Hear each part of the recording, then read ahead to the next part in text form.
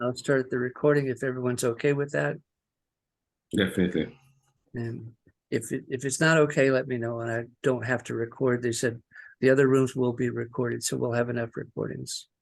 But if everyone's okay with that, we'll record. Yep. Go ahead, Larry. All right, so I'll be the first listener. Would anyone like to volunteer to be the first speaker? And when that's established, I'll start a 5-minute timer.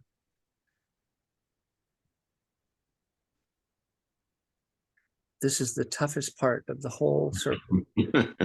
I'm happy to. If I don't know if you can see, can we see me? All right. Oh, I know. That's why. There, now we can see you. Hey, welcome. Hi there. Sorry, I forgot I put a bit of tape over there. Yes, I had my hand up for ages. Like, Oh, good to see you, Larry. Yeah, I'm happy to do it. If that's all right with them. All right, would you like to begin? And just remember to pause after 1 or 2 ideas for the reflection. Yeah, okay, thanks, Larry. So I first want to say I'm really happy to be here because I think it's a really important subject. I see a lot of conflicts in the world, and I do think that empathy and this process, empathy circles, has a real value in transforming that conflict. So, Oran, I hear you saying that you're happy to be here and that you consider that empathy and empathy circles is an important process for the world that's in a lot of conflict these days, something like that. Yeah, exactly that. Thank you, Larry. And yeah, I would say maybe 99% of conflict comes from people not feeling heard. And so having people trained and willing to listen empathetically and able to do that would go a long way to helping a lot of situations. So I'm hearing that about 99% of conflict is the outcome of people not feeling heard. And that this is a wonderful way to establish practicing empathy, listening, and people being heard.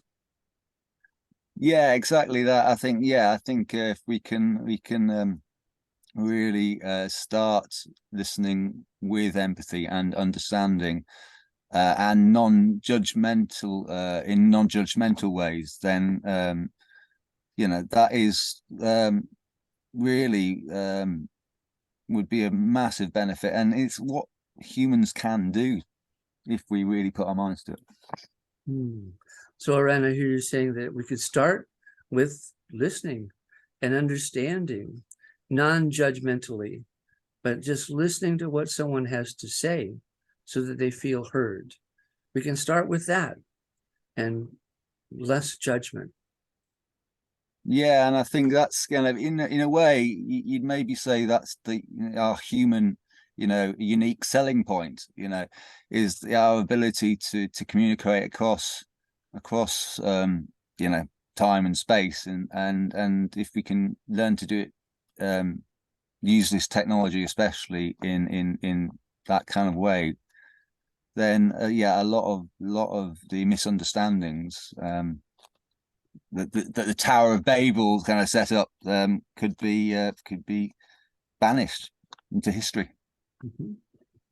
So I'm hearing the old, Tower of Babel, that whole thing could be banished, and that it's just kind of I think you said kind of a human selling point, or it sounds like a human quality that's within human beings. It's like the solution of listening and empathy, I think you're saying, is already within humans.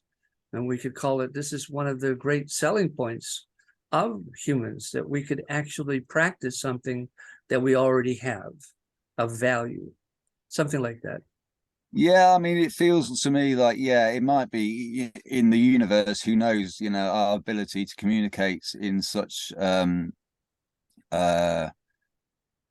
complex ways. We might be the only thing, currently in the universe that can do that. So we need to learn how to, we need to grow up and learn how to use it properly. And it just might be that, as far as we know, in this entire infinite universe, as far as we know, we're the ones who have this ability to communicate empathically with one another. So let's give it a shot, something like that. Yeah, exactly that. Exactly that. I think I'm probably finished there, actually. I feel fully heard. All right. Thank you, Aaron. Thank you. Thank you.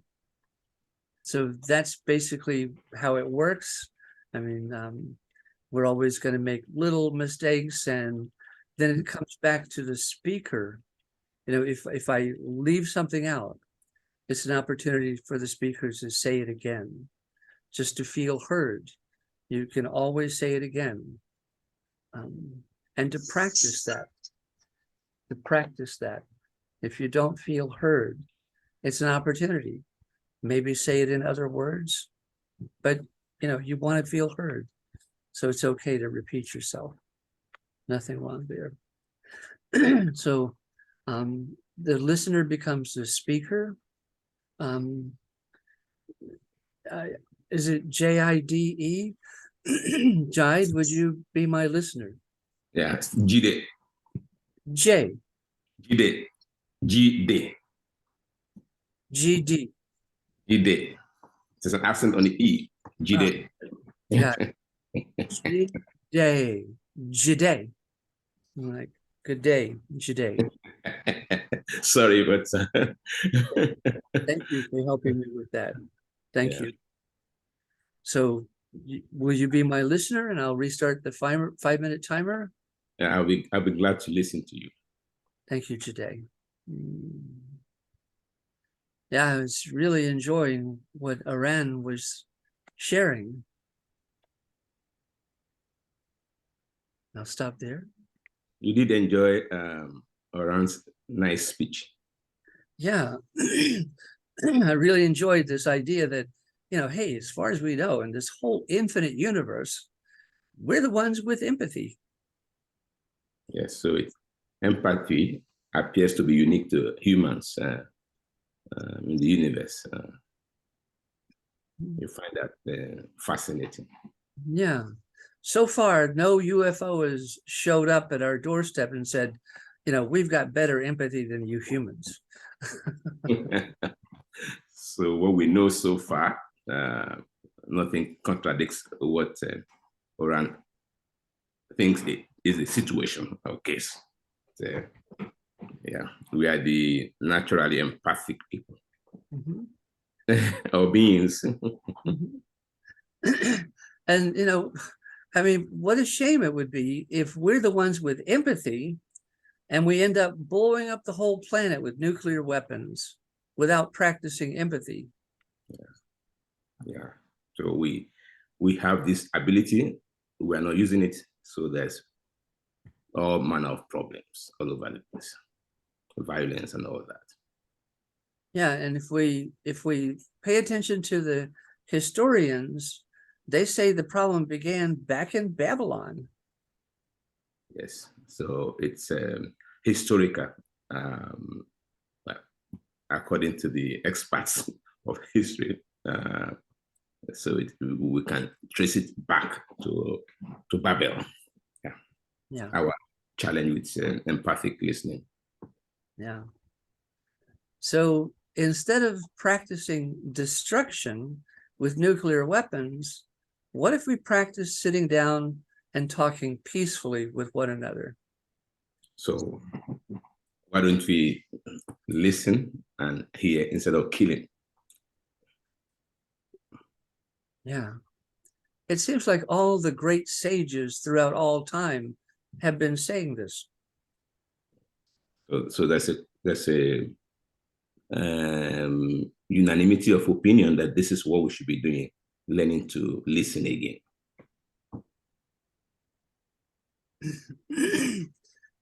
And maybe we should rethink our political system too, because it actually seems to contribute to the the violence.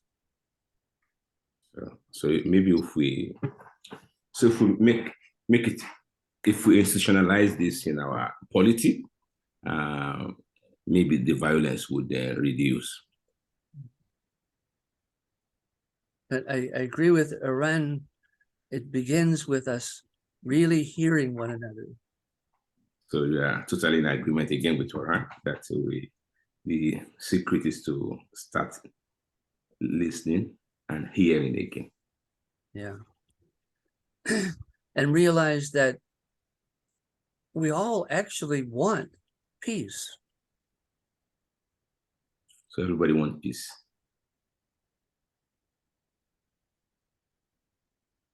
I don't think anyone would be in their sane mind if they said they actually want violence. Okay, so it would be insane for anybody to say they appreciate or like or want violence. I think if people can be heard, then peace becomes their natural way of being. So if we can listen, peace will become a possibility. And I'm amazed that these empathy circles offer that experience of empathy, simply reflecting back what someone said. So you find it fascinating that you find the empathy circle fascinating. Just the idea of repeating what you hear. Right. So it gives us each an experience of practicing, reflecting back. So we're able to try it out, practice, try until we get it. Yep. And that's my time. Katie, thank you very much. I feel fully heard. Yes. So you become the new speaker, and you can pick a new listener. We usually try to pick someone who hasn't had a chance to go yet, and try to remember to pause after one or two ideas to hear the reflection. Amen. Does that mean amen? Amen. Yes. Hi, Jide. Hi, nice to Nice to meet you and everyone here. yes. It's I find this fascinating because I've taught empathic listening for I don't know how many years, maybe 20 years, and I'm paying so much attention because I'm really learning. Yeah, that's amazing. So basically, you said you've been teaching empathic listening for over 20 years, and you find it amazing that you're still learning from this experience. That's Yes. great. Yes. So I'm glad I could join today because it's a world of difference between theory and some kind of practice. I mean, so it's not that every time I teach, I get my students to practice, but this is more profound, frankly speaking. That's amazing. So what you love about this exercise is that it puts the theory in practice, and what you've been teaching and the theories that you've studied and taught, you see that in practice and in this exercise. Yes, I agree. And so you can be sure that even after a few minutes, I have a lot to share with my next class. So by the time I'm teaching next week, I'll be definitely putting this in. Awesome. So your plan is to basically share this experience that you're having today in this empathy circle with your class next time, and share with them how the experience was. So I'm really very grateful, particularly because I really feel that I'm essentially a mediator. I think that my key role or key skill is my ears or my ears. Yes. So basically, you consider hearing as one of your bigger assets in you, and so you enjoy this experience for that reason, that it gives you that ability to listen. Yeah, Listen empathically. yes, I think that not just my skill. I think that a good mediator, and I form mediators. I train and certify mediators. I think a good mediators, the first skill should be a good pair of ears.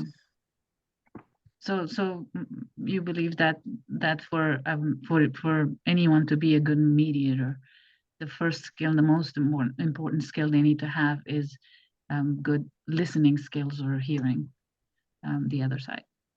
So every time I teach empathic listening, I get them to pinch the lobe of their ears, and I will invite everybody to do that. Right. So basically, you when you teach your students, you ask them, when you teach them empathic listening, you literally ask them to physically touch their ears, so Pinch. they're aware of the fact to listen. That's good. That's a good that's a good trick. Yes, I get them to pinch the lobe, the soft part of the ear, to try and draw blood. Pinch until it's painful. It resonates better that way.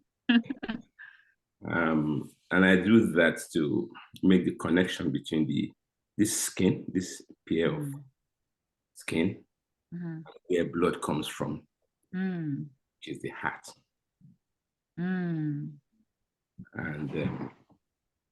I do that to let them know that what we used to hear as good peace people, conflict managers, mediators, is not really this skin, heart.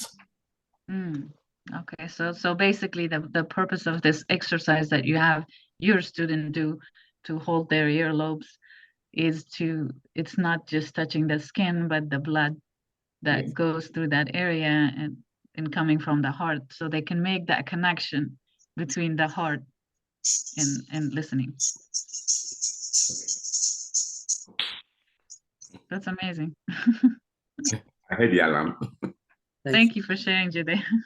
Thank you, Amina. Thank you for listening. Absolutely. I held my ears. That's a trick. I'll use it. So Amina becomes the new speaker. You can speak to anyone in the group on any topic or the topic. And just remember to pause after one or two ideas for the reflection. But first, ask someone if they would be your listener.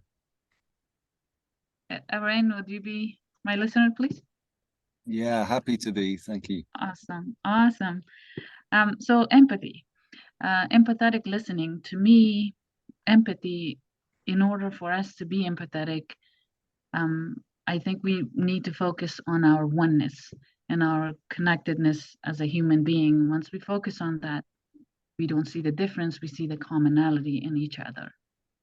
Thank you. So what I'm hearing is that empathy to you means a feeling of connectedness between human beings, and if we focus on our commonality, then we automatically become empathetic, maybe. Amazing. Yes, that's exactly the essence of what I said. And for me personally, I was born in Afghanistan and lived in a conflict zone for all of my childhood. In just living there for the first 16 years of my life, and then coming to the US, I've seen the Western world as well, and that has broadened my perspective in this topic of the bottom line in our human experiences, that we are so much more in common than we are different. And as someone who's lived in two drastically different worlds, parts of my life, I have personally experienced that.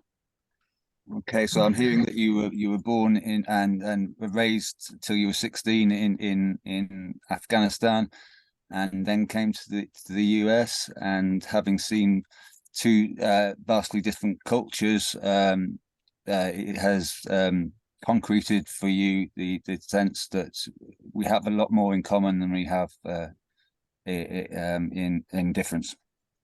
Absolutely. And I think a lot of the problems with the conflict in the world today, or in whether it's our communities here locally or abroad, the issue stems from ignorance and not understanding each other. And once we establish that, I think that will make conflict go away and begin the process of peace. So what I'm hearing is, yeah, through your experiences, your view is that misunderstanding and ignorance of the other person's point of view and viewpoint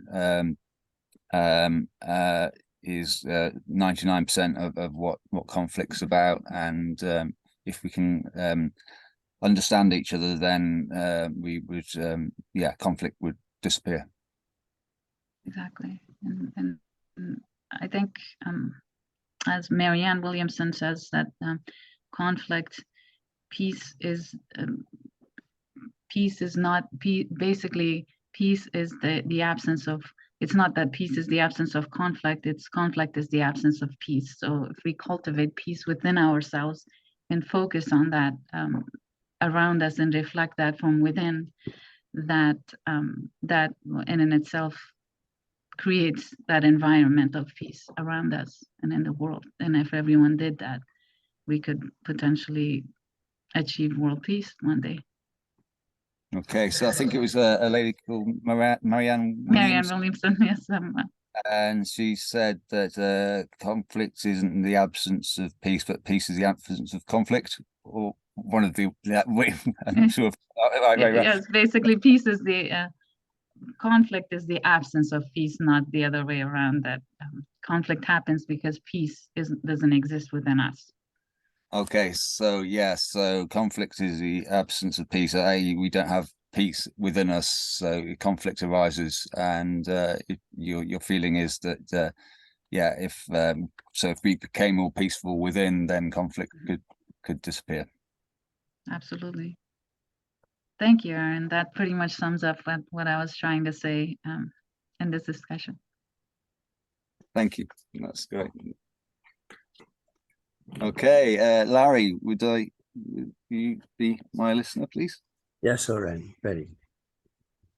Well, I'm so glad I came on this call. I mean, hearing people, hearing Juday's mission teaching mediation, and I mean his obvious passion in this area is just, it's really wonderful. So, Oren, I hear you saying you're really glad that you came on this call today, and hearing Juday's mission with conflict resolution. You're inspired by the group, the whole group, and everything that everyone's doing. It's very inspiring. You're glad you're here. Indeed, yeah, it's wonderful to hear. I think, I mean, that whole exercise Jude gets her students to do with the ears, and to remind us about listening through the heart is extra special for me. And Juday's explanation of the exercise that he teaches his students, how important it is to listen, and by touching the earlobes, the reminder that there's circulation that comes from the heart.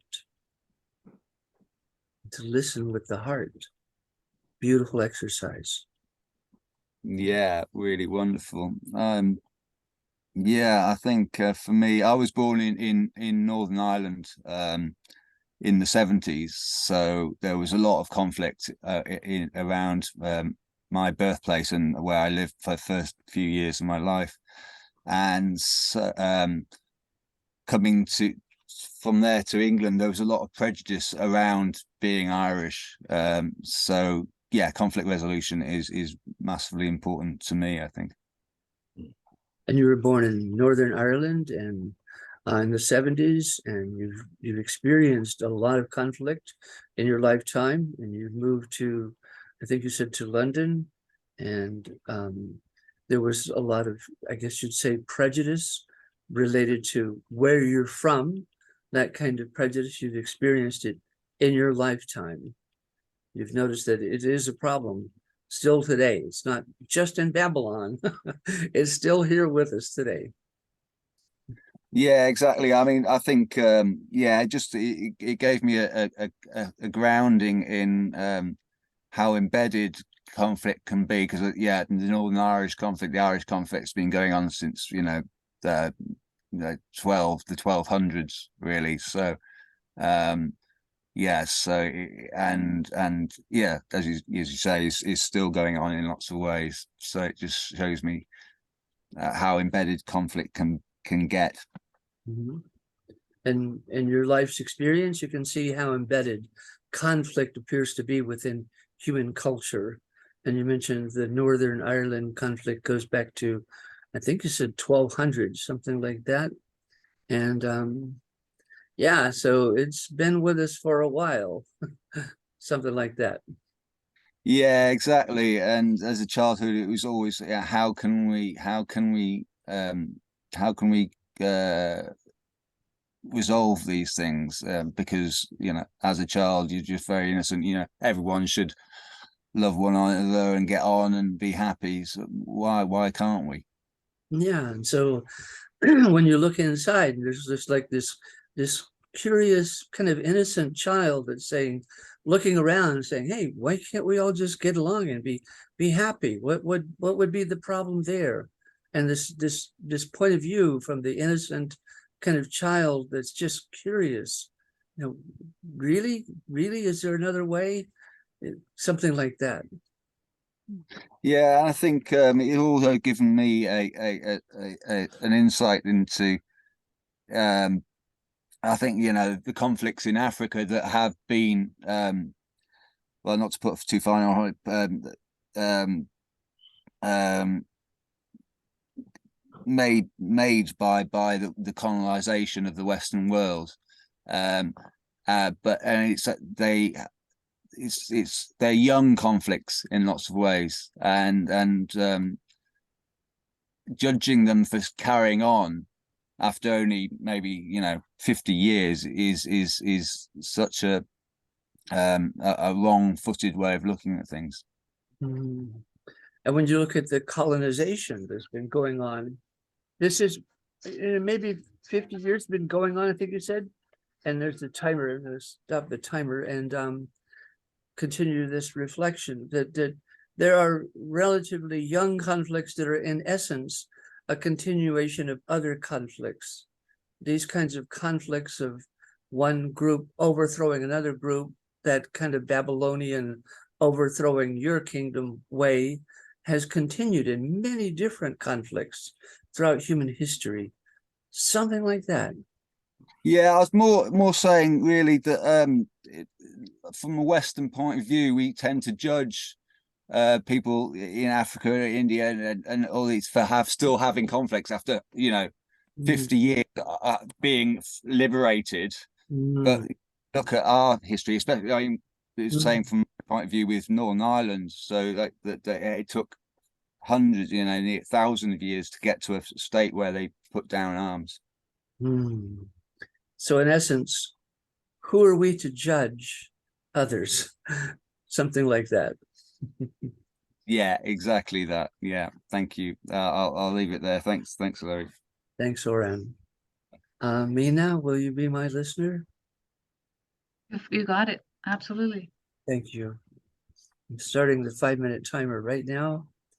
And I was thrilled when you first spoke and you said the word oneness.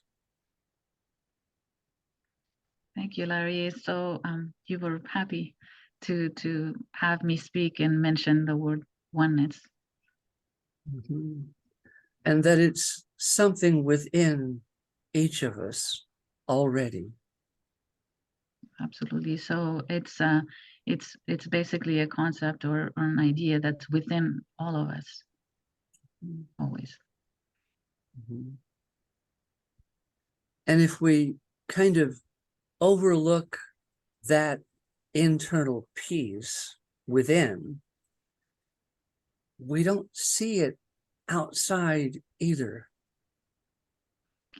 If we focus or look for that oneness within, we don't look for things outside. It's all a part of us. Right. But if we look within and we overlook that peace is already within, then we don't see it outside either. So if we overlook the peace that's within us, we don't end up seeing it outside either. Yes. And there's an ancient American Indian saying that basically says that. There's an ancient Native American saying that basically confirms that, or says the same thing. Yeah, it says the first piece is the most important piece. That the first piece is the most important one. And that's the peace within. Mm-hmm. That's the peace within us. And once we discover that it's true peace within, then we know it's also in everyone. So once we discover that true peace within us, that's when we discover the peace without or in others outside us. Exactly. And it seems like if we don't discover that peace within, then we start looking for things outside that become kind of like addictions. If we don't discover that peace within our own selves, we keep looking outside for it, which turns into an addiction, looking for this missing, right, elusive thing. Right. If we don't discover the peace within, then it begins to look like we need to go get something someone else has to make us happy. If we don't discover the peace that we already have within us, then we constantly look outside to go get this peace from another source where we are the source ourselves.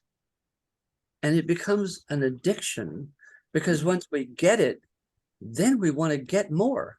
And that's how it becomes an addiction, where if we once we get it from the outside or think we get it, then we want to have more and more, and it's never enough. It's never enough. It never satisfied, and it never gives us peace.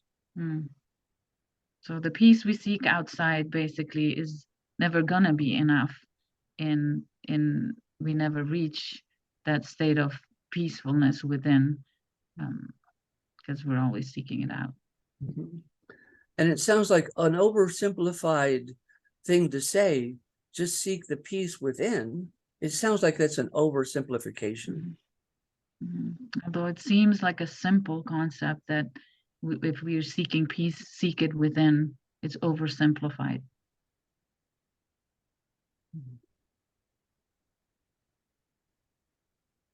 I guess we'll have to try it out. Yeah, we have to try it out. I agree. Everything starts from within. That for that matter, right? The love, peace. It's not about telling other people they have to. It's not about telling other people that they better try out the peace within. It's about each of us doing it ourselves. That's it. Thank you, Amana. I feel fully heard. Thank you. Thank you, Larry. Thank you. I appreciate your words of wisdom. I'm the new speaker. You can pick any listener. All right. Today. Yes, how about you? Good. I'm learning. All right. So peace. So I'll continue on that topic of peace. I am currently part of the Peace Alliance, and given, as I mentioned earlier, a part of my life, pretty much all my childhood in a conflict zone, I understand the necessity and the value of peace from a very deep part of myself. It's your deep experience living in Afghanistan for up to when you were 16. Yes, correct. has made you to have a deep appreciation for peace, and that's why you're part of the Peace Alliance. Exactly, and I have recently joined the Peace Alliance, and particularly I'm an advocate. I'm a volunteer advocate for the Department of Peacebuilding. It's a legislation called HR 1111, and I advocate working with the members of Congress for this legislation to make a difference in furthering the cause of peace.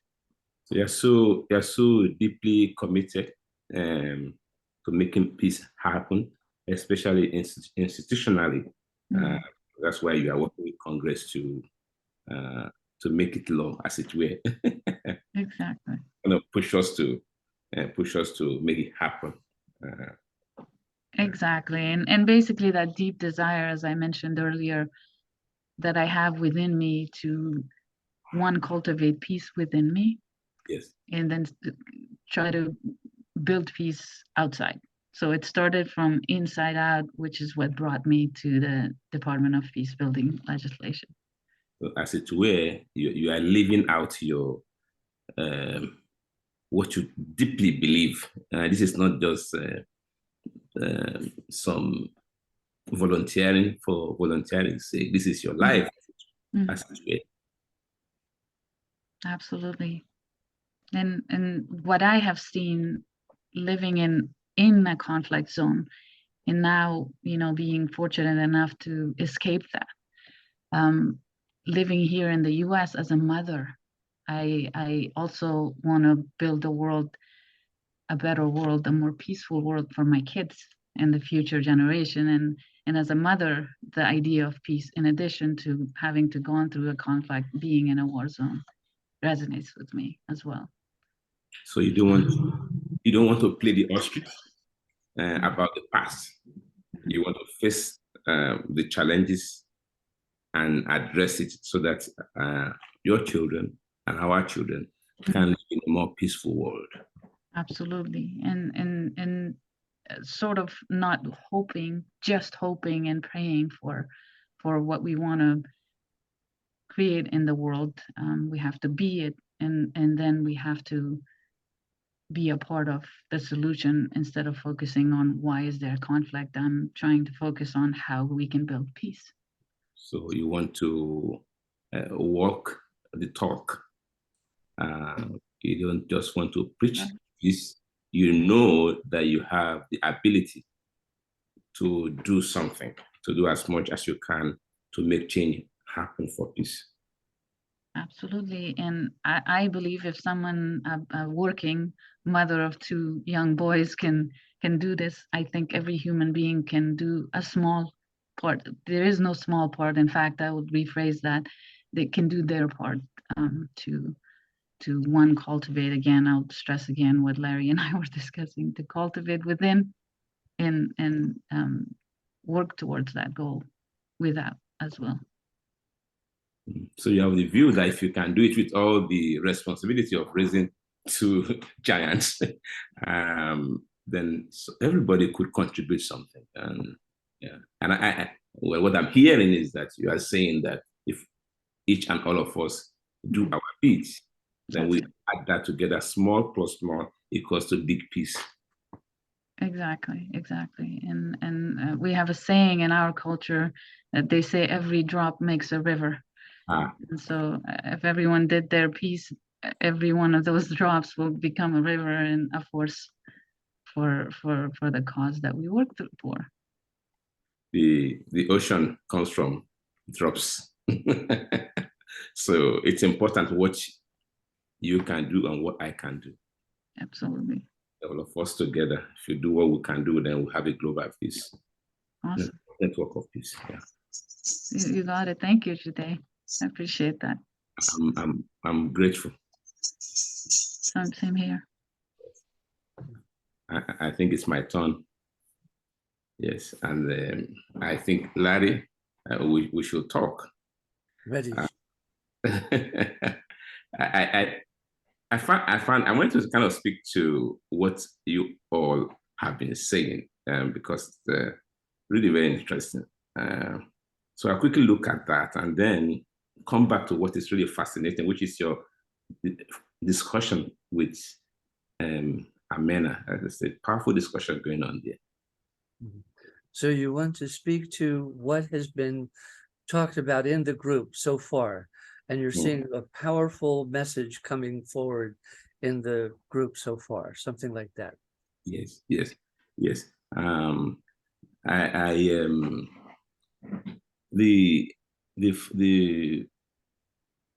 of course, it was good the way you started, kind of zeroing our mind to what we're trying to do. And it was very powerful that you said 99% of conflict is people not feeling heard.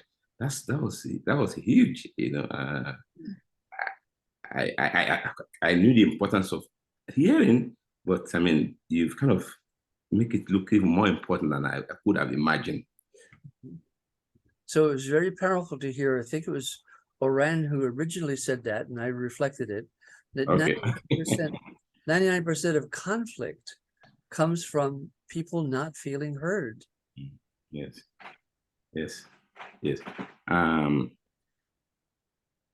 Now, those other conversations were also very powerful. They need to be very careful about judging, to realize that it's easy to say, "Oh, why are you guys so violent?" Because it's not being fair. It takes a lot of work to make peace. So it's very important that we be very careful about not judging one another. And we don't say things like, well, you guys are the problem. So when we're doing that, we're just blaming others. And that's contributing to violence and conflict. It's not really hearing one another when we're accusing one another, something like that. Yes. And then finally, if I can come to the conversation I was hearing between you and Amena.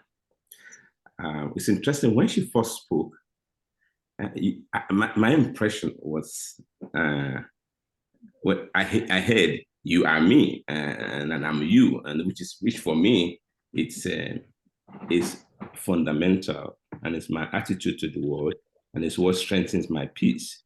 When I'm looking at you, I'm looking at me. And something that was really powerful came up with the conversation, which was, you are me and I am you, and we are one. To be able to recognize that as our true reality, a oneness without division and separation, but that our true life reality is one life. And that was very powerful, because when you can see that in someone, you can see the truth within yourself. Thank you very much. And she rounded it off by saying, if we have that perspective, it becomes easy to do what we are talking about, which is here with the heart. And by practicing that perspective of oneness, then it becomes easy. It becomes natural to listen with the heart. And then it reminded me of what I was going to say before our time went up, which is why I teach empathic listening, asking people to draw blood by pinching the lobe, that the heart hears it. The heart hears it far more than the ear can ever hear. And this reminded you of why you teach your children, your students, to hold their earlobes and to realize there's circulation from the heart, and the heart hears far better than the ears. Yes. So that was powerful for me. And then you took it up and then took us in another direction, which was very interesting. Talking about peace really being inside. And that the challenge is that we are not focusing on our own integrity, on our own natural inner peace. I'm still struggling with it. I'm just trying to capture those thoughts. And that we need to come back inside to adequately engage outside. And kind of like if we're distracted by the outside, then we're not focusing within our own heart. And we need to come back within our own heart. If we don't come within our heart, we become distracted by the outside, something like that. Yes. And then the idea of the Native Americans' powerful message, the first peace is the peace within. And that when we discover peace within, we discover it outside. Very strong words, I'm sure you believe. And the American Indian way of saying that the first piece is the most important piece, and that's the peace within. And when you know that peace, then you know the peace is everywhere. And our time just ran out. Oh, thank you. Thank you today. Thank you. Aran, will you be my listener? Happy to be, yes. And I just have wow. You know, I just love this simple practice of reflecting what someone said and how it touches all of our hearts. So yeah, your emotion is amazement and yeah, the wow of how this simple or seemingly simple practice touches everyone every time. Because we're listening. Number one, we're listening to one another. Number one, number one, we're listening to one another. And today we're touching our earlobes too. Yes, today we're all touching our earlobes. And reminding ourselves of listening with our heart. And reminding ourselves of listening with our heart. And then we're witnessing what happens when we do that simple activity. And the witnessing, we believe we're all witnessing what can truly happen when we do that and really listen with our hearts. And we don't need another PhD to do this. No, and we don't need a PhD. We don't need to study much to do this. We don't even need to buy a new book. We don't even need to buy a new book. And that's what Oran said. It's like, that's one of our great selling points, empathy. It's within. And you say, what I reflected was that it is one of our human traits if we learned how to use it properly. It might turn out to be our most valuable human trait. You think it might be our most valuable human trait.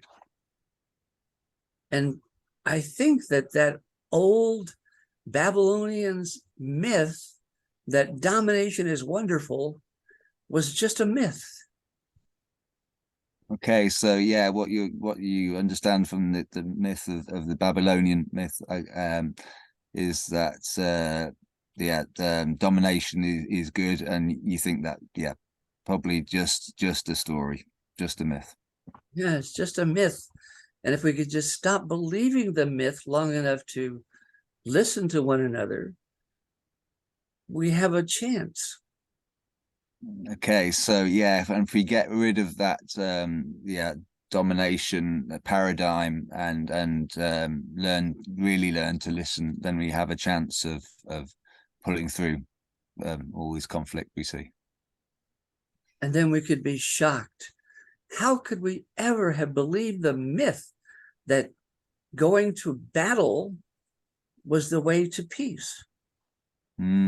So I hear that, yeah, you'd hope that once that enlightenment, that the domination isn't the way, we could look back with shock that we could ever believe that going to battle was ever a way of achieving peace. And maybe we could melt down all of our steel weapons and make some kind of, I don't know,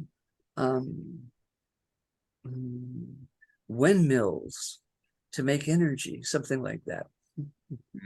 So yeah, so you'd say, yeah, the whole turning swords into plowshares paradigm of, yeah, turning all this money and energy we put into the battlefield technology into really regenerative uses. And maybe we could save all that energy chasing around the universe trying to find another place to go and just stay home. So yeah, and maybe, yeah, rather than having to look out forever out into the universe, we make this, you know, our beautiful home, you know, a place we want to stay. Thank you, Aran. I feel fully heard. Thank you.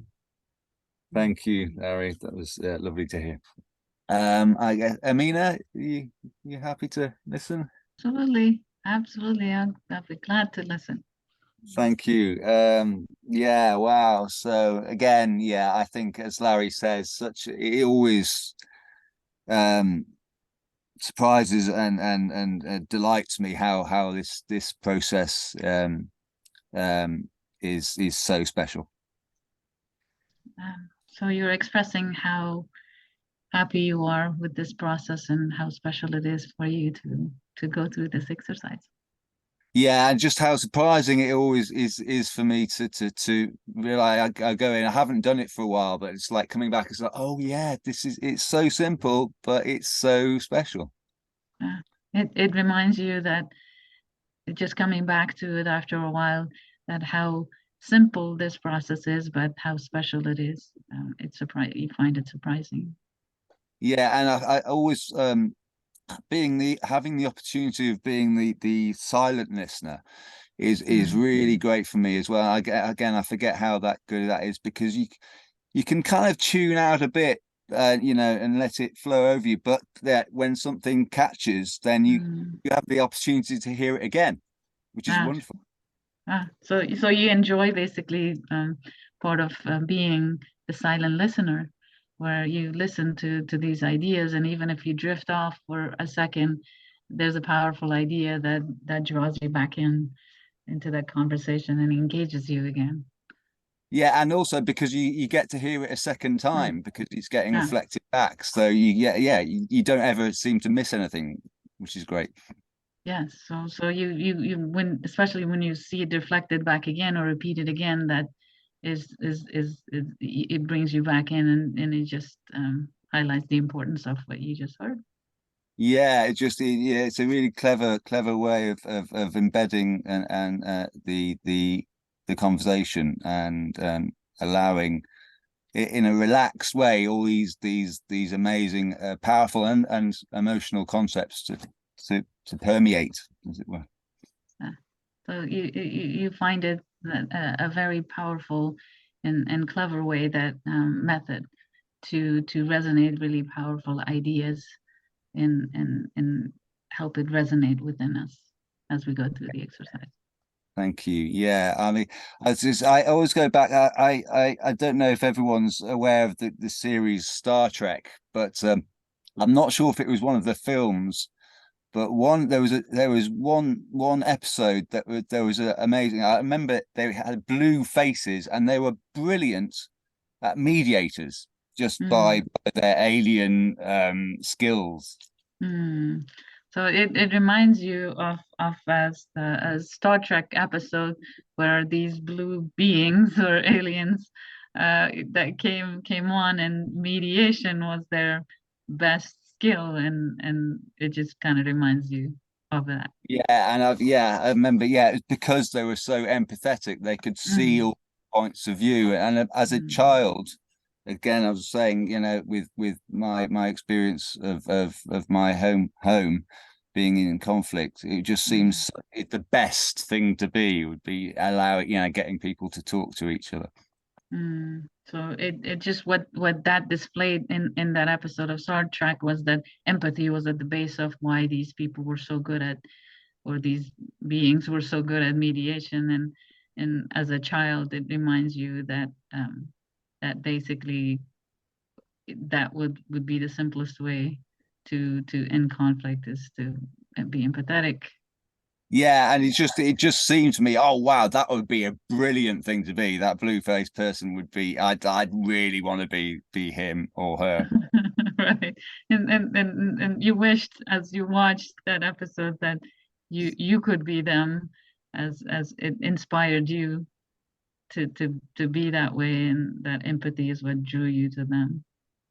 Yeah, I think, yeah, that was it. And I haven't ever found it again on YouTube or anything, but I did speak to someone and they said that they remembered it too. So I'm going to investigate and try and find it again. Oh, that's awesome. So you're basically trying to find that again and watch it now as an adult, and re-experience that. And so hopefully, I hope you do too. Thank you. Yeah, that's brilliant. I feel fully heard. Thank you, Amina. All right, thank you, and I enjoyed listening to that conversation. All right, I will choose Larry. Would you be my listener, please? Yes, I'm here, ready. All right, I'm totally enjoying this conversation.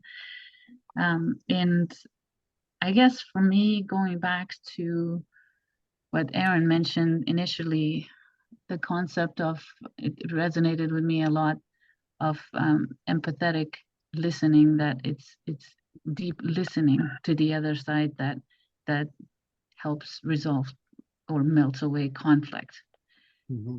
So, I mean, I hear you saying that, well, first of all, you said you're enjoying being here, and then you said you're enjoying what Aaron said earlier about how the practice of deep listening, where you're really listening, you know, with your earlobes and your heart, you're really fully listening to someone that you might be in conflict with, but you're kind of willing to hold your earlobes and open your heart, even for someone like that.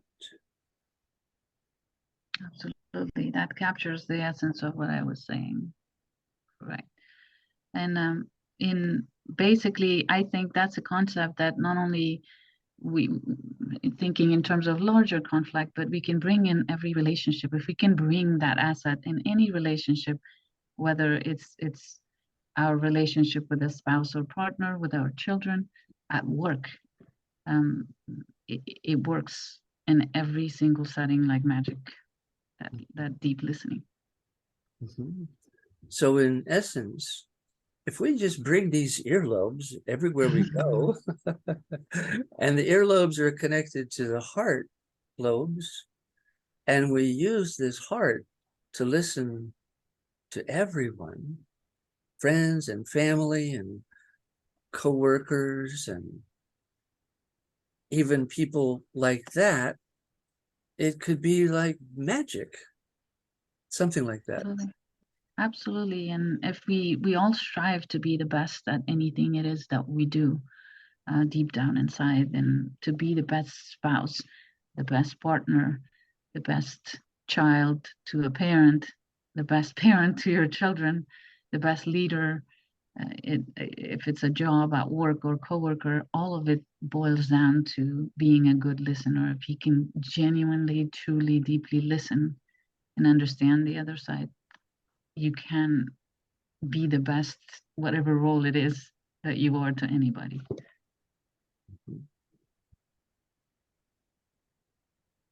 So if we demonstrate by being the best,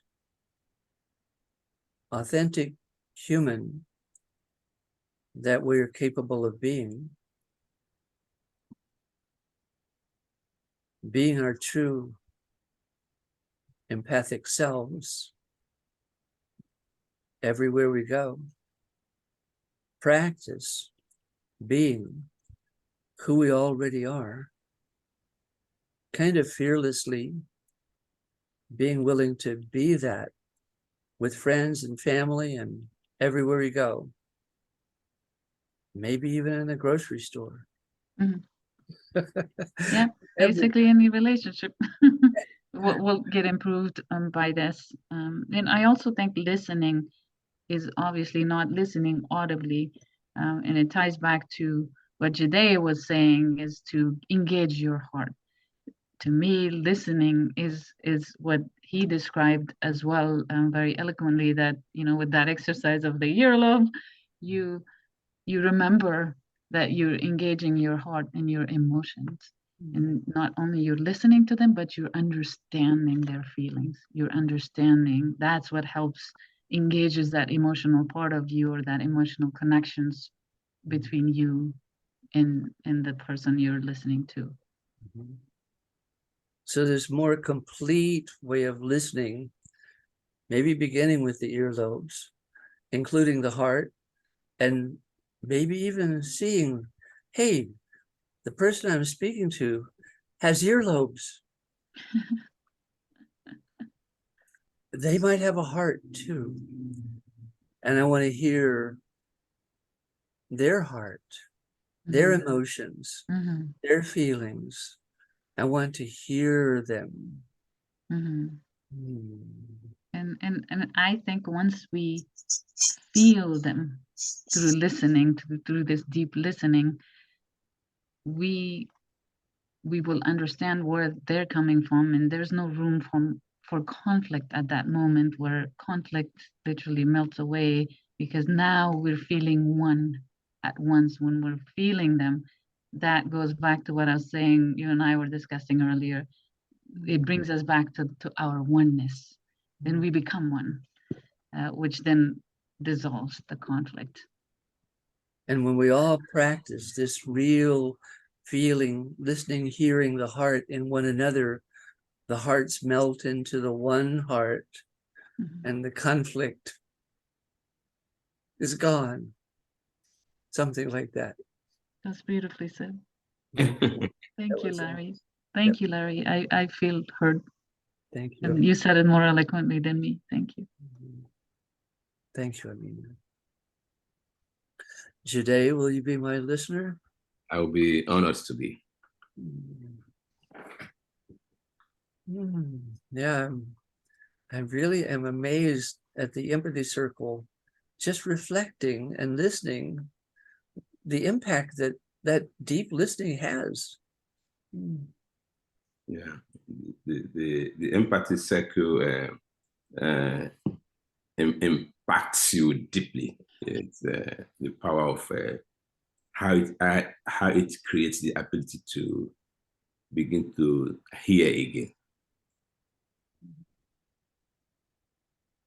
Yeah, and it really does become a oneness experience. Yeah, you truly believe, Amena, that that's the key to our integrity, becoming one with each other.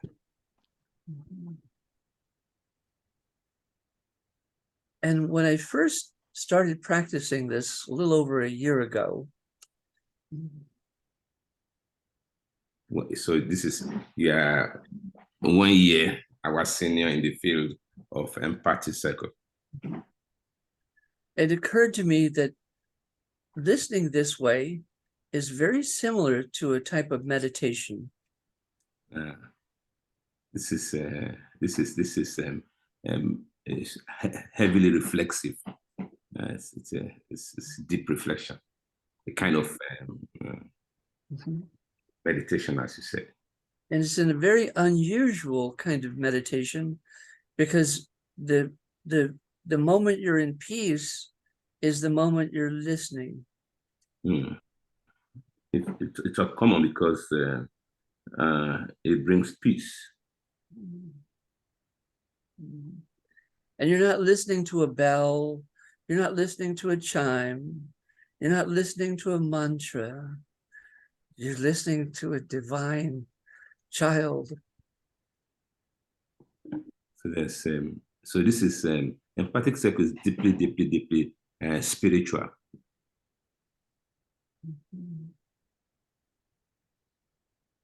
And when you're listening that deeply, you're in meditation.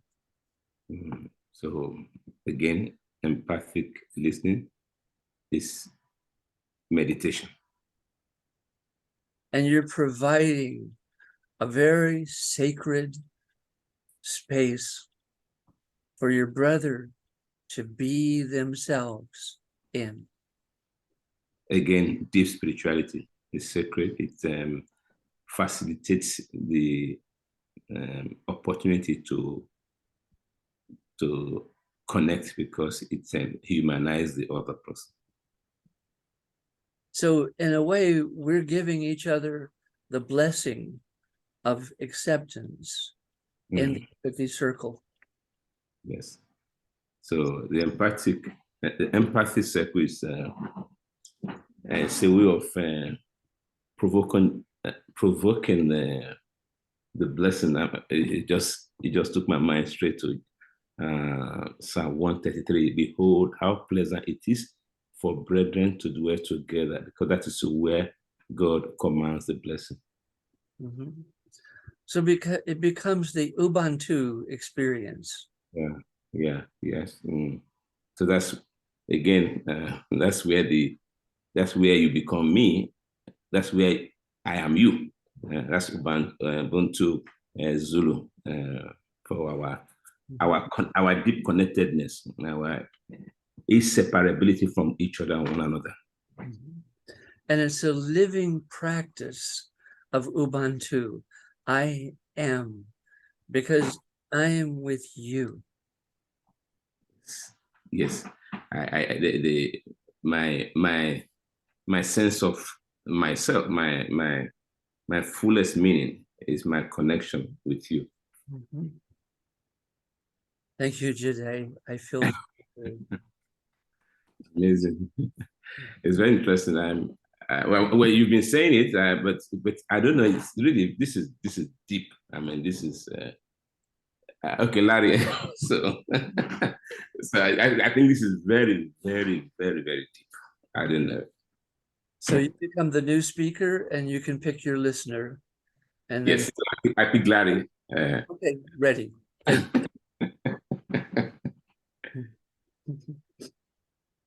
So, Larry, I said this is very deep. I find it very, very deep. Jide, I hear you saying you find this very deep. Yes. Okay. I thought Larry was. Oh, sorry. I meant. Forgive me, Oren. Forgive me. Oran. I meant Oren. Yeah. Forgive me. I apologize. Okay. Yeah. Okay. So yeah, I hear you. I hear you, GA. Thank you. I hear you say you finding this a profound experience and very deep. Yeah. If I could I just realized that I need to go back to the conversation between Larry and Amena. Okay, so I'm hearing that you'd like to refer back to the conversation between Larry and Amena. The Amena was talking about conflict is absence or reduction of peace. So yeah, you're reflecting. Yeah, you heard that Amena saying that conflict is the absence of peace. Yes, and then Larry, citing the Native American, said, peace.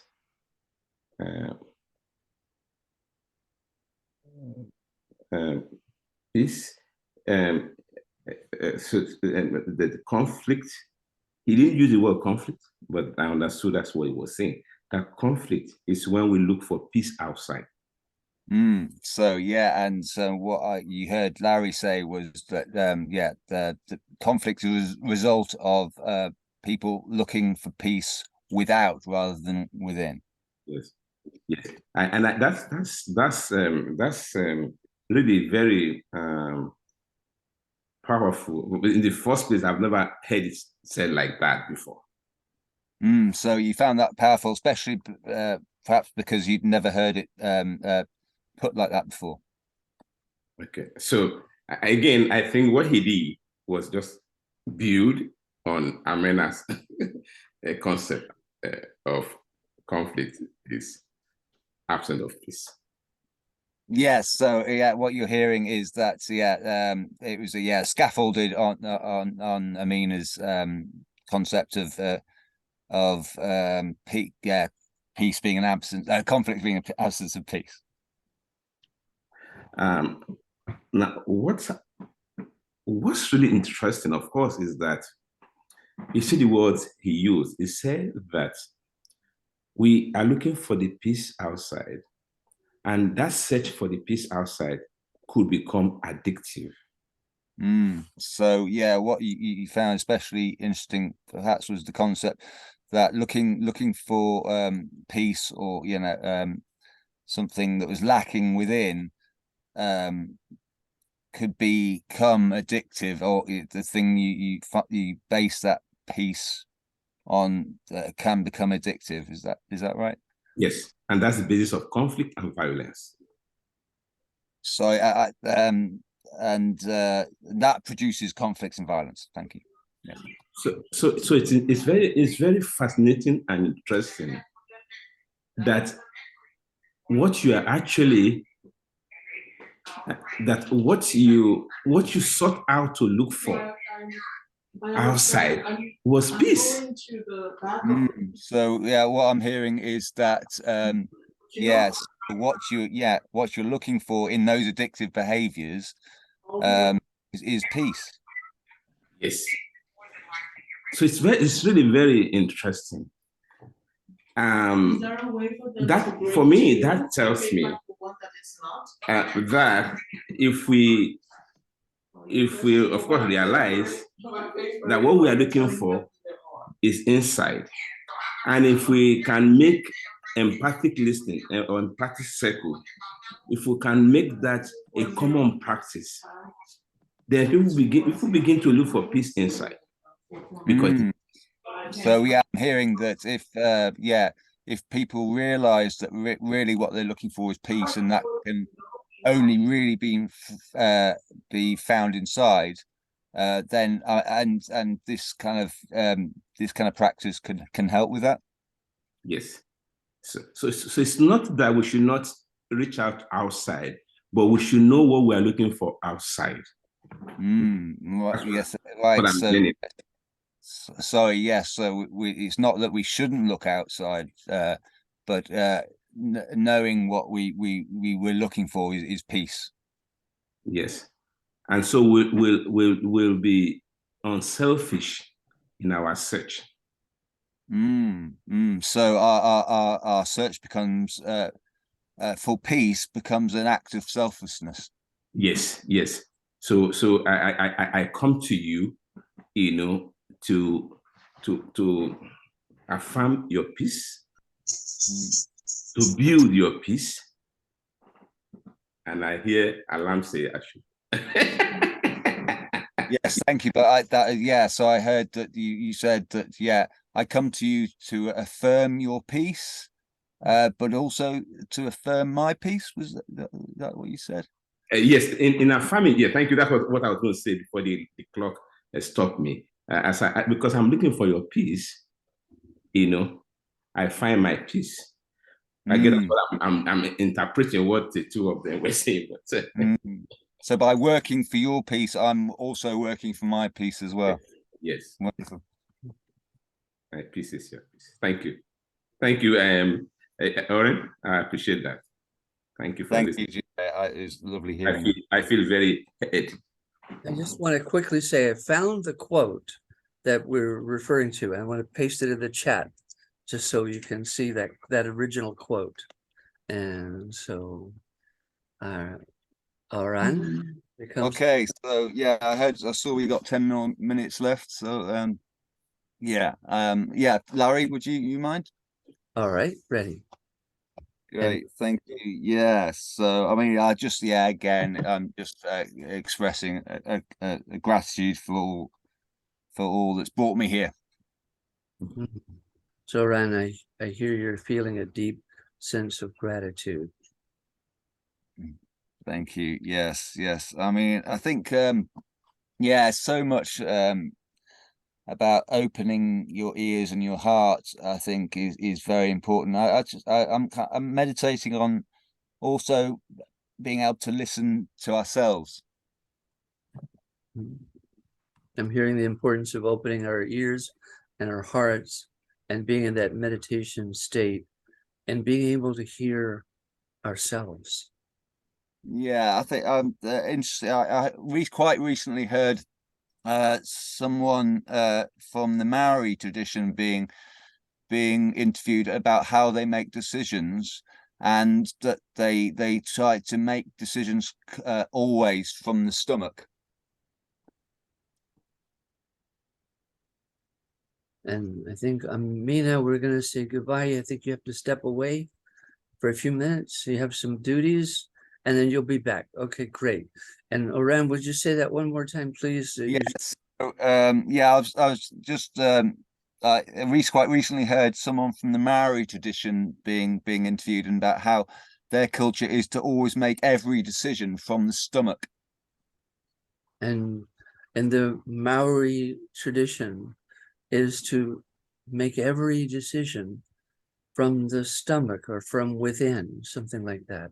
Yeah, from the stomach. They specifically said from the stomach, and so that kind of spoke to me about really listening to your gut instinct. Hmm. And that speaks from listening from your gut instincts.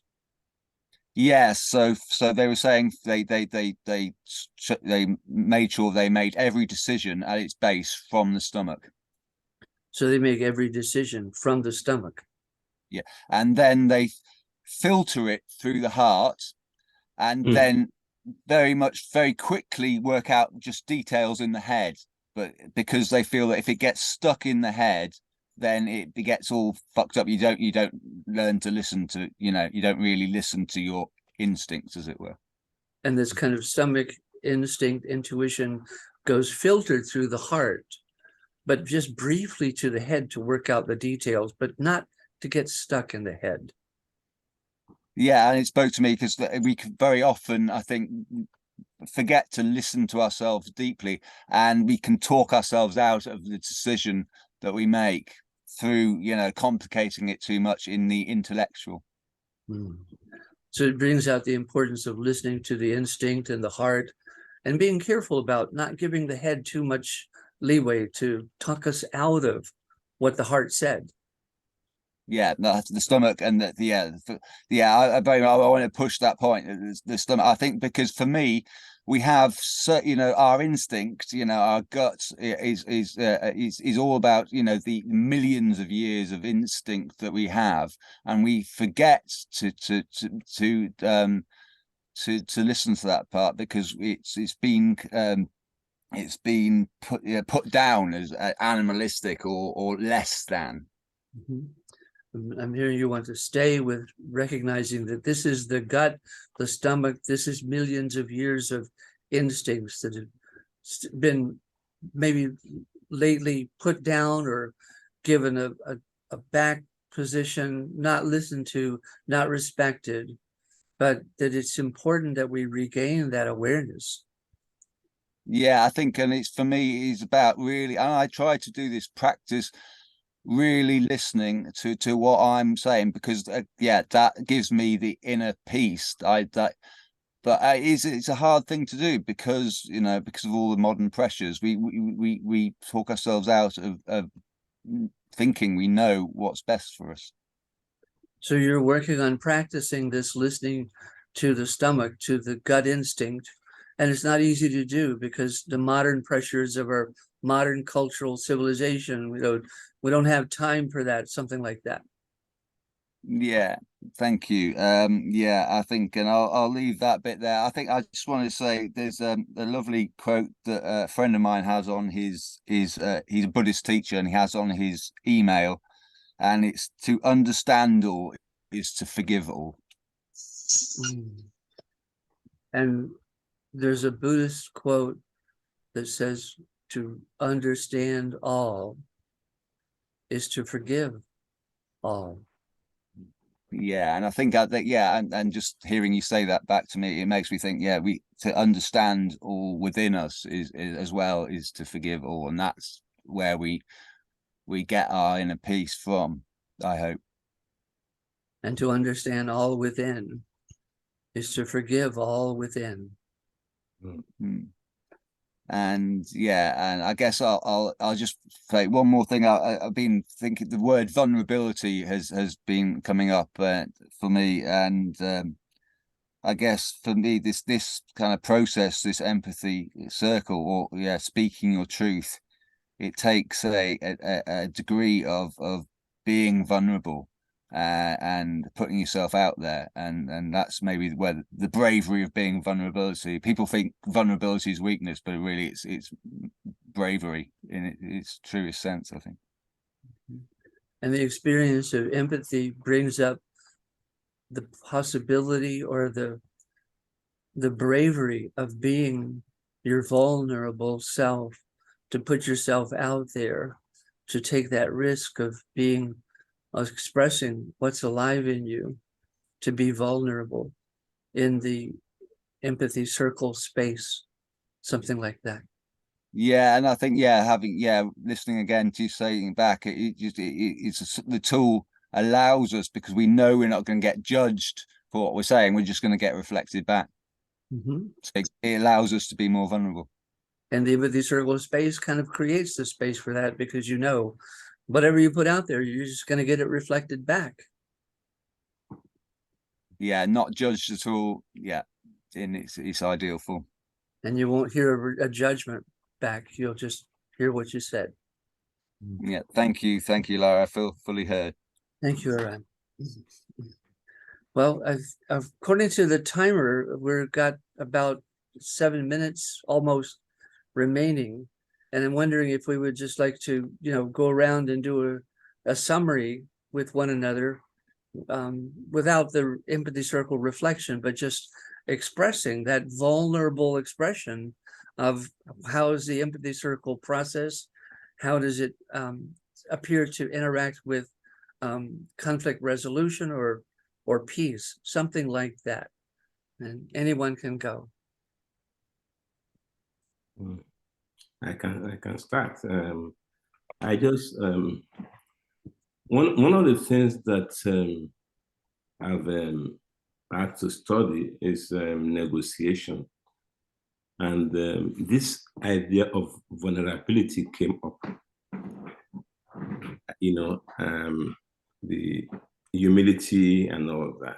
And what you said, Oran, struck me too. That when we are in that vulnerable stage, or what I call humility, and we are humbled, humility comes from the word humus, which is black soil, and that is where growth occurs. Thank you. I just see Edwin's giving us the timer. We've got about 20 seconds remaining. So I guess we can summarize when we get back to the big room. We'll express, whatever came up for us in practicing the empathy circle. And so in 5 seconds, we'll all be back in the big room. And it's really lovely to meet you all properly. Thank you. Yeah. Thank you. Thank you, everyone. Thank you. So Larry is going to lead us in a debrief, and then Edwin is going to close us out. So over to you, Larry. Thank you, Kathy. So to the best of my ability, I'm going to go around this huge room and ask everyone if they would take maybe 30 seconds to a minute to share, how does the empathy circle feel? How would it interact with peace, with conflict resolution? What was your experience today of participating in an empathy circle? How could this work out? And I'll start with, I may pronounce this correctly and I may not. Is it Ileona? Ileona, would you share your experience? And we do want to take 30 seconds because we have 34 people and only like 50.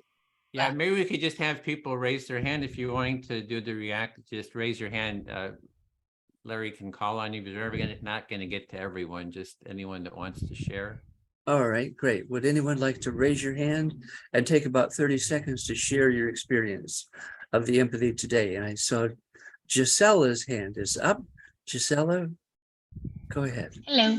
Yes, so I was talking about this with my smaller group, but I found the process to be complicated to navigate, and I feel like this is bringing my.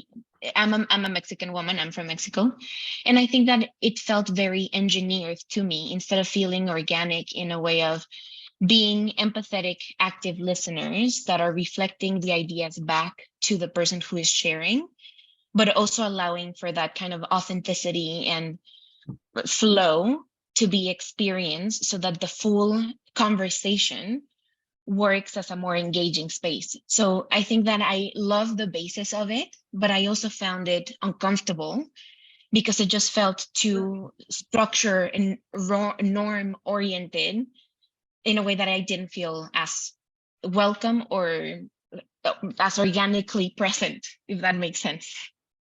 Thank you, Giselle. And Leslie, would you share your experience, please? Oh, sure.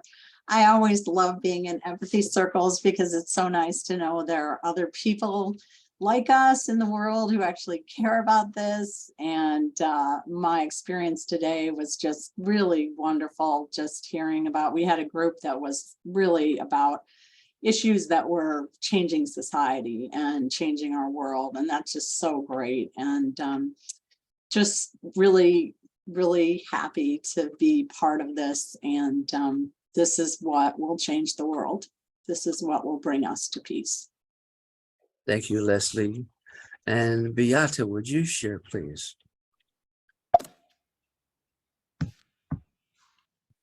Did you ask me, Larry? If you would, please. For me, it was wonderful. I always feel inspired by the topic and what people share and people I'm meeting. So very positive experience. Thank you, Beata. And Alex, would you share, please? Sure, thank you. I was just going to respond to Giselle's comment because in my line of work in social work, we're often doing a lot of work in a therapy context where it's a very deep and organic conversation and lots of back and forth. And so I did feel that initially in our empathy circle. I thought, oh, wait, let the person finish, or I'll just let them keep talking. But I suppose as we moved through, one thing that one of our group members said, which was that an empathy circle is a really good structure to hold conflict. I could really appreciate the methodology and the structure for being a space that, because it is so norm oriented and offers so much kind of structure around listening and responding, that I really value it. Is my first time. I really value it as being a place that can contain and hold challenging and difficult conversations in a way that more organic platforms might really struggle with. Thank you, Alex. And Jide, would you share, please? Thank you. So I'm a professional mediator and a mediation teacher, and I've been doing that for 27 years. And one of the things I've been trying to do is teach empathic listening. And what this has done for me is make me understand what I've been trying to do. And so I'm going back a better mediator and a better mediation teacher. Thank you, Jide. Really nice. Amelia, would you share, please? Absolutely. Thank you, Larry. First of all, it's like I mentioned earlier, this is my first time joining the empathy circles. I thoroughly enjoyed it. I had Larry, Jide, and Orain in my group, and I felt it was a privilege to exchange ideas with you guys. The ideas you shared was profound and inspiring to me. And to Giselle's point earlier, initially, when we first discussed the structure of the discussion, it did feel a little bit inorganic to me and a little bit mechanical initially as it was explained. But as we started conversation within amongst our group, it felt very organic, and I think we just made that connection with each other. And once we made that human connection, it felt like a conversation, and it flew very beautifully. And I thought it was pretty organic, and I loved it. Thank you, So Emmy. thank you. Divine, would you like to share your experience today? Would you share, Divine?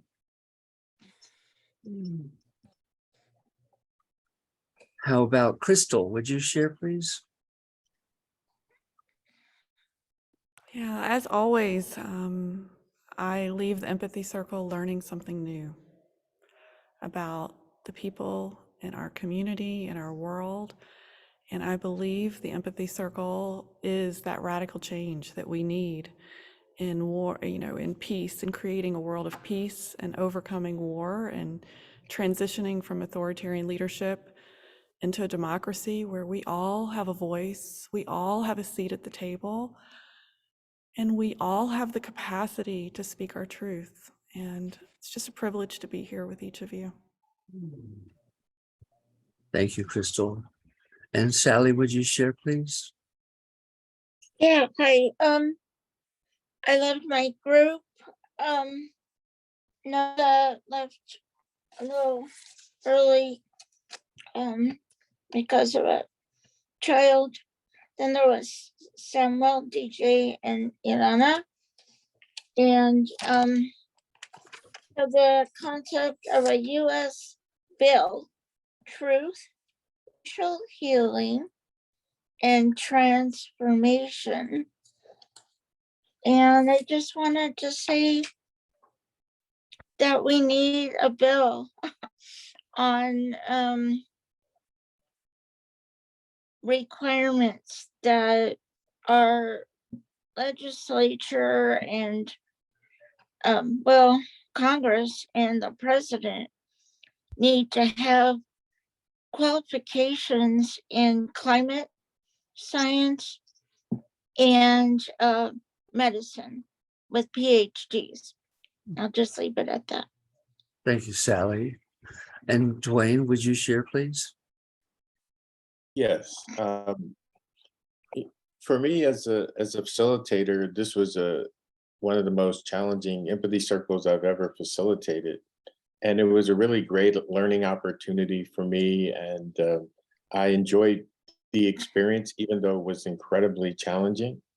I'm also reminded about the importance, I believe if I want to contribute to world peace, first, I got to work on the inner peace inside of me. If I want to share love with the world, then it's important for me to work on self-love. I also think it's really important that the language we use to talk about these things also evolves. And that we could take a whole day talking about the importance and how language influences our experience, how it influences my experience.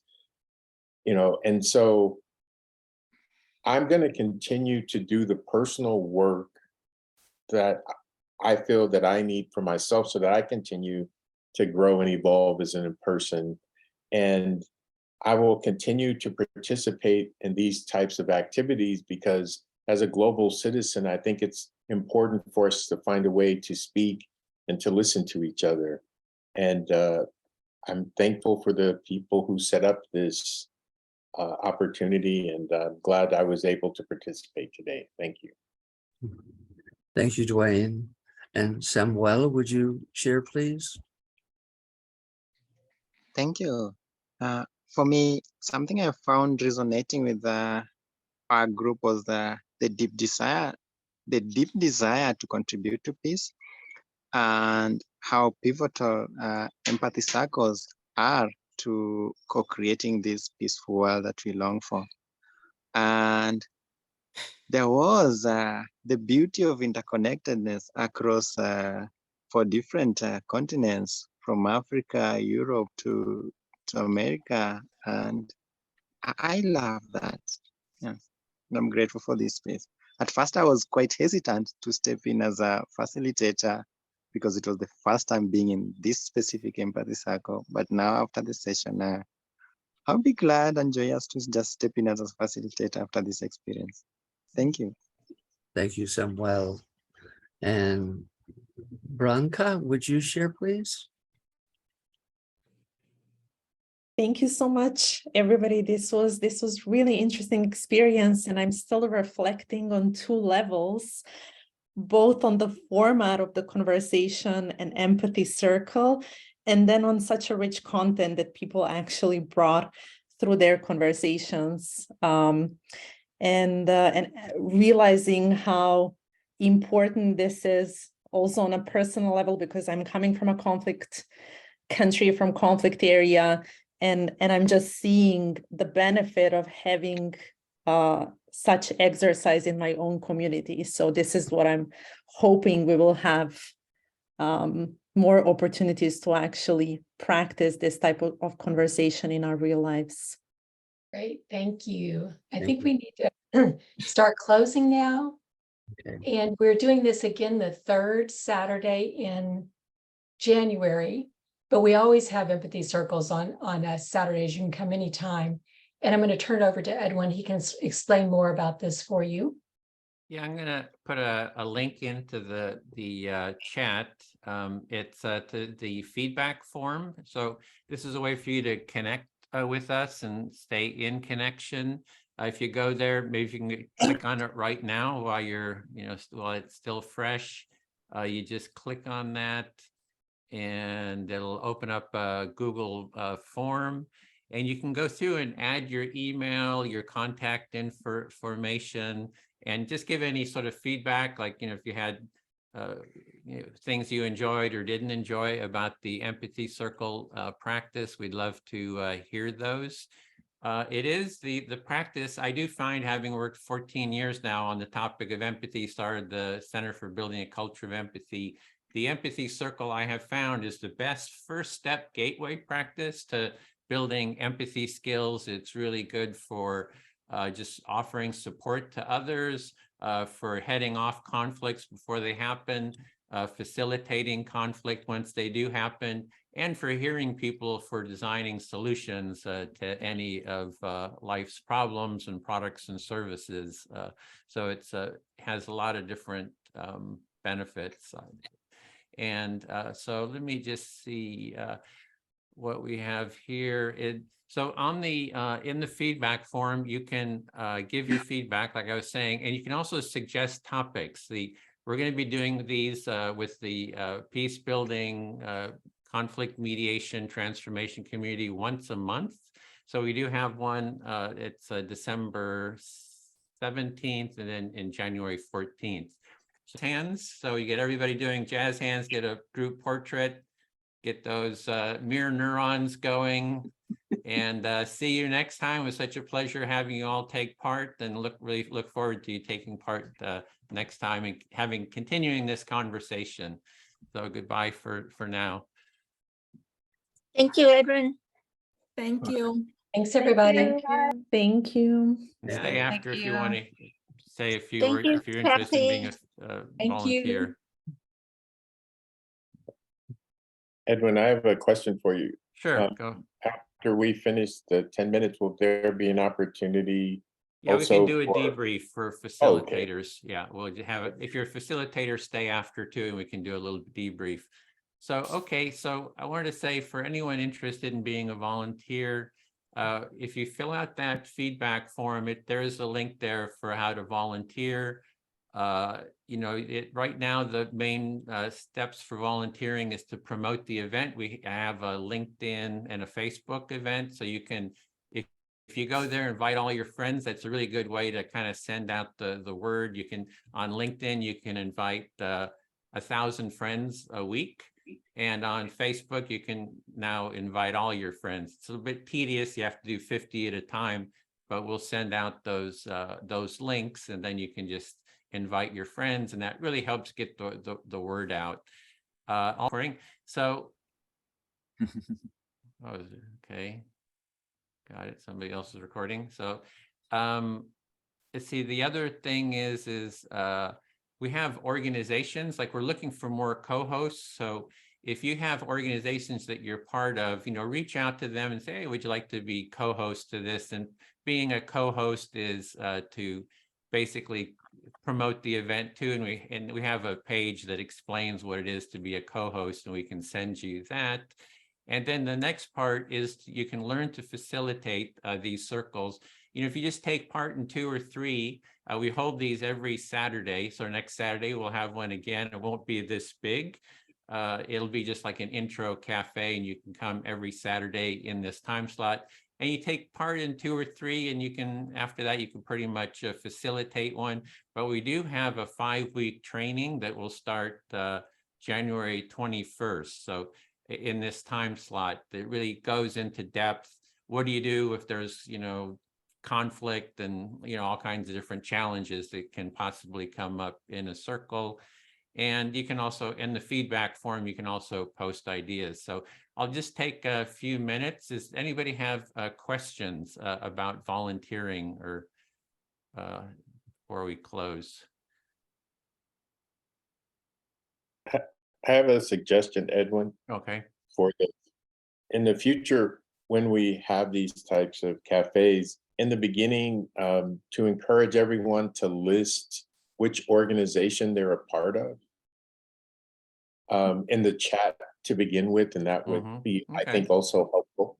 Yeah, that's great. Add your name and any organization. We have that in the registration form, but posting it here would help people too. So who did want to volunteer? Maybe I should get a hands up. Interested in volunteering? Ariane, Leslie, Alex. I see you there. Okay. And Mandeep. Great. So yeah, fill out that form. Just click off that you want to be a volunteer, and we'll send you an email. And Sally? I see you had your hand raised. To volunteer for the next time around? Yeah, to volunteer, you just click on in the feedback form. Did you have a question or something? Was that? No. Okay. I'll look for that. Yeah, that's the feedback form. Again, I posted it. So any other questions about volunteering? Yeah. I have a quick question. Are these always the same kind of Saturday, the same time, or do they vary in times and days? They vary on times and days. We have a Monday group in this time zone, because this is good for California, where I am, all the way to Europe and maybe a bit farther east too. This time zone kind of works for that. We do Mondays as well, and then Fridays. And then there's Bill, who's there, has a group on Thursdays, which is for educators. So there's various groups, and we'll send you an email. If you fill out that feedback form, we'll put you on our email list, and you'll get announcements for upcoming empathy cafes. All right. So you have special ones for educators. Right. Right. Yeah. Edwin, Dwayne? I wanted to add too that we have a group that follows these same principles in practice. On Wednesdays, we have a called Empathy in Motion. It's a meetup group, and we're also on the calendar that Edwin's sharing the link for. And we're at the same time frame, but we're every Wednesday. Yeah, so we have empathy cafes almost every day of the week somewhere in the world. So, and I did want to add, I'm not, I can't pronounce the name, sorry, ADE, you had your hand up. I just wanted to be sure you felt heard. Yeah, I was putting my hand up for the volunteer. Oh, you wanted to volunteer. Okay, Right. great. Okay. And Amina? Yes, I was just commenting, actually, my question was similar to, you already answered it. That is it Saturdays only? Saturday, I usually visit my elderly mom and have lunch with her. So this kind of conflicts with that. So I'm glad to hear that there are other alternate days. And with this opportunity, I also want to thank DJ, who invited me to this circle. This was my first time, and I really enjoyed it. So thank you. Great. Thank you, DJ. Yeah, and I'll mention that the trainings, we have trainings on Saturdays in this time slot, and then we have intro cafes, this is just an intro cafe, and we do the same on Mondays. So we'll have some intro cafes and then a training, and we rotate between Mondays and Saturdays for these trainings, the 5-week trainings. And you can see the trainings at bestempathytraining.com. And if you fill out the Yes, feedback the form. form, We'll send correct. you info on that. Sounds good. Thank you, Edwin. Okay, so if there's no other questions, if you're a volunteer, you can drop out. Now we have some facilitators you. who will have Really a bit great. of debrief. Okay, bye. Thank you. Look forward to seeing you again. Thank you, everyone.